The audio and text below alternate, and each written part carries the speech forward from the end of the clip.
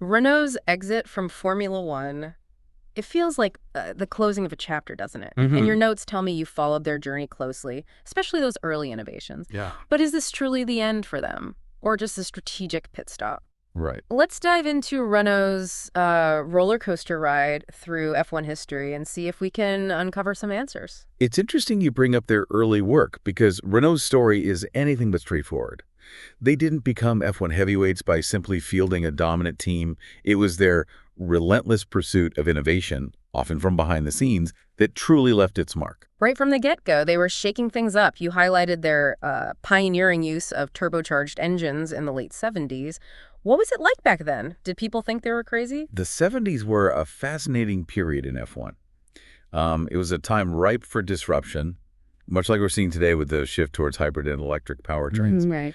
Renault saw the potential of turbocharging, this idea of squeezing more power from smaller engines, long before it became mainstream. Right. It was a gamble, a huge technical challenge.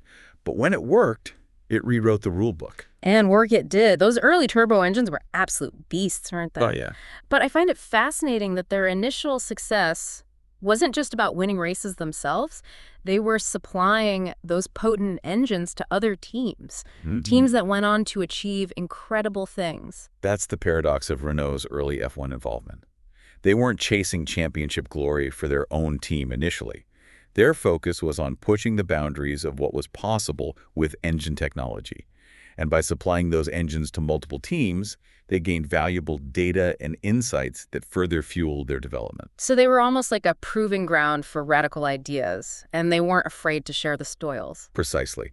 Think about the impact. Williams, with Renault Power, became a dominant force. And then there's the small matter of Michael Schumacher's first championship with Benetton, another Renault-powered victory. These weren't isolated incidents. It was a pattern, a clear demonstration of their technical prowess. And it's a pattern we see throughout their history, isn't it? This ebb and flow between being a dominant force themselves and being the power behind other champions. It almost seems intentional, like they're constantly analyzing the playing field, choosing when to step into the spotlight and when to exert their influence from the sidelines. It's a fascinating observation and one that might hold the key to understanding their current departure. But to really grasp its significance, we need to delve deeper into those periods when they did choose to step into the limelight. Starting with their return as a full-fledged team in the 2000s, a period I believe holds particular significance for you. The 2000s, a new millennium, and a bold return for Renault as a full-fledged team. Yeah. It must have been electrifying for Spanish fans to have a homegrown hero like Alonso behind the wheel. Absolutely.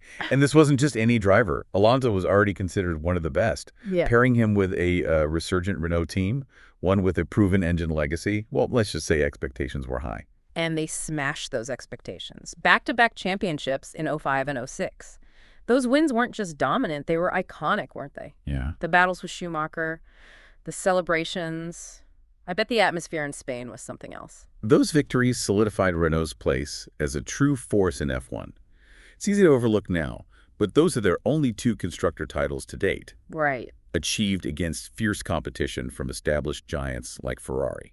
That makes their achievement even more impressive, doesn't it? Yeah. They didn't just sneak a win. They built a car and a team that outperformed the very best. And it wasn't just about raw power. Remember the context.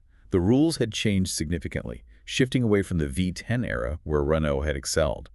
Their success in '05 and '06 speaks to their adaptability, their ability to master new technical regulations and extract the maximum from a very different engine formula. It's like they thrive on proving themselves whenever the game changes. But even with that success, those years also marked the beginning of a complex period, wouldn't you say? The Red Bull era was about to begin, and Renault's role became, well, a bit bittersweet. It's a period filled with what-ifs, isn't it? Yeah. On the surface, it's a story of undeniable triumph. 4 consecutive championships with Sebastian Vettel at the wheel of that dominant Red Bull. But behind the scenes, the dynamics were shifting, and not always smoothly. It's easy to forget that while they were powering Red Bull to victory after victory, Renault was also rebuilding their own team, competing directly against their star pupil. It must have been a tricky balancing act, to say the least. Indeed. Remember Kimi Raikkonen's near miss in 2012? Right. He came agonizingly close to snatching the championship for Lotus, a team using, you guessed it, Renault engines. Yeah. It highlights a crucial point. Even while supplying championship-winning engines to Red Bull, Renault never lost sight of their own ambitions. It makes you wonder, though, about that what-if scenario for Alonso. Imagine him in that Red Bull instead of Vettel. Would we be talking about even more championships for both of them? It's tempting to rewrite history, isn't it? But as we've seen throughout Renault's F1 journey, timing is everything. And in this instance, the timing ultimately led to friction. Red Bull, with their string of titles, understandably wanted more control, more, say, in their own destiny. So that ambition Red Bull had, that desire to chart their own course, it ultimately drove a wedge between them and Renault. It was a clash of philosophies as much as anything else. Red Bull, with Adrian Newey's design genius, increasingly saw the engine as something to be integrated into their aerodynamic concepts. Renault, on the other hand, still believed in the power of the power unit, the idea that a potent engine could be a weapon in its own right. It's that classic F1 tension, isn't it? The balance of power between those who design the car and those who create the heart that makes it roar. But looking back at Renault's time after the Red Bull years, it feels like they struggled to regain that winning momentum. The partnership with McLaren had its moments, for sure, but it never quite delivered on its initial promise. And that brings us to the crux of our deep dive today: their recent decision to depart. You're right, it does seem like a strange time to bow out, just as the sport is on the cusp of another major engine regulation change. It's like walking away from a game right before the rules are about to get shaken up, and you're not sure what the new game will even look like. In your notes, you dug into those upcoming 2026 regulations. What's changing? And could it hold the key to understanding Renault's exit? The 2026 regulations are fascinating because they represent a seismic shift even greater than the introduction of the hybrid era back in 2014. The focus is shifting even further toward electrification, with sustainable fuels playing a central role.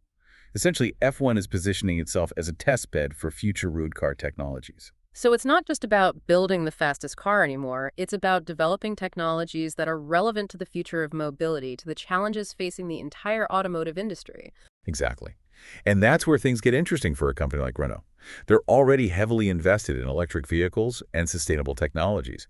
It begs the question, could this departure from F1 be a strategic realignment, a refocusing of resources on those areas they see as more crucial to their long-term success? So not an end, but a means to an end.